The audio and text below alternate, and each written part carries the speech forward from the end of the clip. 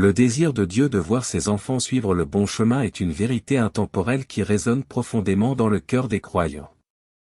En tant que vase de sa grâce et porteur de son image, nous sommes appelés à naviguer sur les chemins complexes de la vie avec discernement et une foi inébranlable.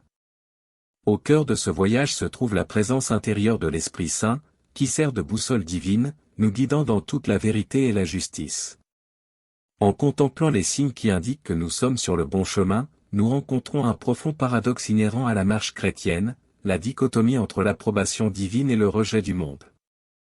Jésus lui-même a prévenu ses disciples de l'hostilité inévitable qu'ils rencontreraient de la part d'un monde en désaccord avec les valeurs du royaume, Jean 15h18. Cette juxtaposition de la faveur divine et du mépris du monde sert de test décisif pour notre allégeance. Recherchons-nous l'approbation de Dieu ou l'affirmation d'un monde déchu?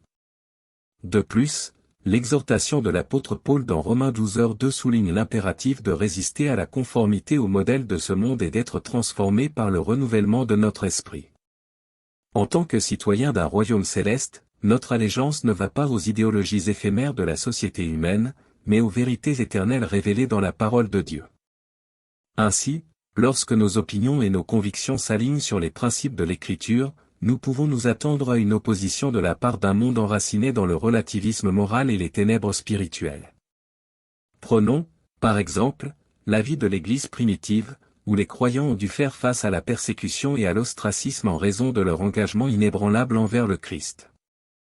Malgré l'attrait de l'acceptation sociale et de l'assimilation culturelle, ils sont restés inébranlables dans leur foi, sachant que leur citoyenneté était dans les cieux, Philippiens 3h20. Leur volonté d'endurer la souffrance pour l'amour de l'Évangile témoigne du pouvoir de transformation de la grâce divine et de la résistance indomptable de l'esprit humain. En outre, le récit biblique de la tentation de Jésus dans le désert est un rappel poignant des attraits subtils du pouvoir et du prestige de ce monde. Lorsque Satan a tenté Jésus avec les royaumes de ce monde, il lui a offert non seulement une gloire temporelle, mais aussi un faux chemin vers l'influence et l'autorité, Matthieu 4, 8-10. Pourtant, Jésus est resté résolu dans son engagement envers la volonté du Père, rejetant l'attrait séduisant des acclamations de ce monde en faveur d'une humble obéissance et d'un service sacrificiel. En substance, le signe que l'on suit le bon chemin ne réside pas dans l'absence d'opposition, mais dans l'adhésion inébranlable aux principes divins face à l'adversité. En tant que disciples du Christ, nous sommes appelés à emprunter le chemin étroit de la vie de disciple, même s'il s'écarte de la grande route de l'opinion populaire et du conformisme culturel. Notre allégeance au Christ doit supplanter toute autre loyauté, nous obligeant à donner la priorité aux valeurs éternelles plutôt qu'aux gains temporels. En conclusion, les signes qui indiquent l'alignement sur le droit chemin sont aussi divers que profonds. Du rejet de la reconnaissance du monde à l'adoption des principes divins, chaque signe est une lueur d'espoir et d'assurance pour ceux qui marchent par la foi et non par la vue. Prenons donc en compte l'appel à marcher sur le chemin étroit du disciple avec une foi inébranlable et une détermination résolue, sachant que celui qui nous a appelés est fidèle et mènera à son terme la bonne œuvre qu'il a commencée en nous jusqu'au jour du Christ Jésus. Comprendre le concept de mondanité présente un défi à multiples facettes. Lorsque nous vivons dans le monde, il nous est souvent difficile de discerner les courants subtils mais influents des idéologies mondaines qui façonnent nos pensées et nos actions. Cependant, l'essentiel n'est pas de succomber à ces influences mondaines, mais d'aligner nos vies sur les vérités éternelles énoncées dans la parole de Dieu. La sainteté apparaît donc comme l'antithèse de la mondanité, englobant un style de vie consacré à l'accomplissement de la volonté de Dieu. Cette dichotomie entre la sainteté et la mondanité souligne l'essence de la marche sur le bon chemin, comme le souligne Hébreux 12h14, où la recherche de la paix et de la sainteté s'entremêlent pour dévoiler le chemin de la communion divine. En contemplant les implications de la sainteté, nous nous embarquons dans un voyage qui nous met à l'écart des normes dominantes de la société. La recherche de la sainteté nous conduit inévitablement sur un chemin moins fréquenté, souvent caractérisé par la solitude et la séparation d'avec les plaisirs éphémères du monde.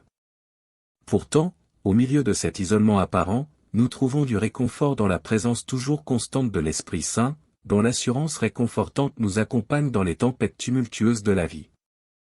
Comme l'illustre de manière poignante Isaïe 43, 2, même face à des eaux déchaînées et à des feux brûlants, Dieu reste inébranlable à nos côtés, nous guidant en toute sécurité à travers les tempêtes de la vie.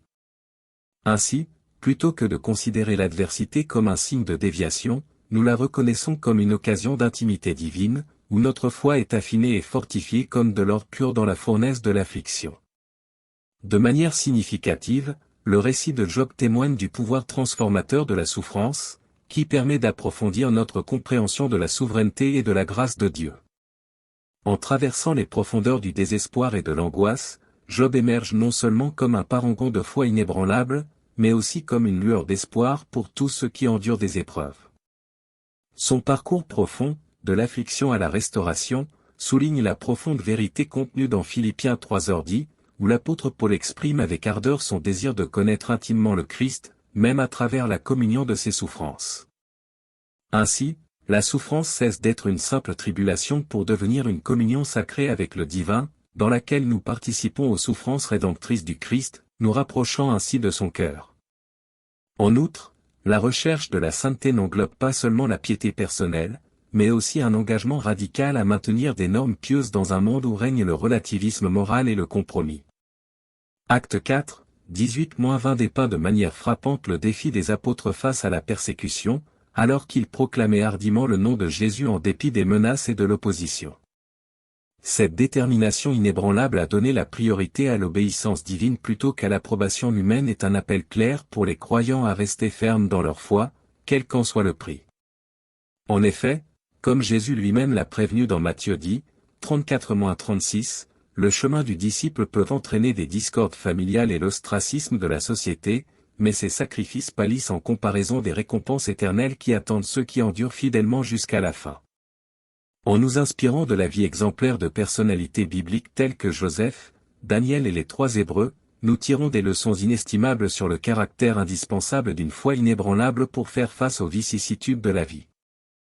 Leur engagement inébranlable en faveur de la justice au milieu de l'adversité est un témoignage intemporel du pouvoir transformateur de la foi, qui permet de surmonter des obstacles apparemment insurmontables.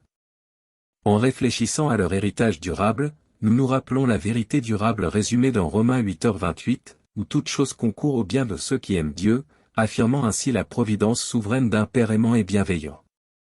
En conclusion, la recherche de la sainteté incarne une rupture radicale avec les attraits de la mondanité, car nous adhérons fermement aux vérités intemporelles de la parole de Dieu. En considérant l'adversité comme un catalyseur de croissance spirituelle et en approfondissant notre intimité avec le divin, nous transcendons les limites temporelles de ce monde et nous nous embarquons pour un voyage de foi transformateur. Émulons donc la détermination inébranlable de ceux qui nous ont précédés, en traversant le chemin étroit de la vie de disciple avec une foi inébranlable et une détermination résolue, sachant que celui qui a commencé en nous une bonne œuvre la mènera à son terme jusqu'au jour du Christ Jésus.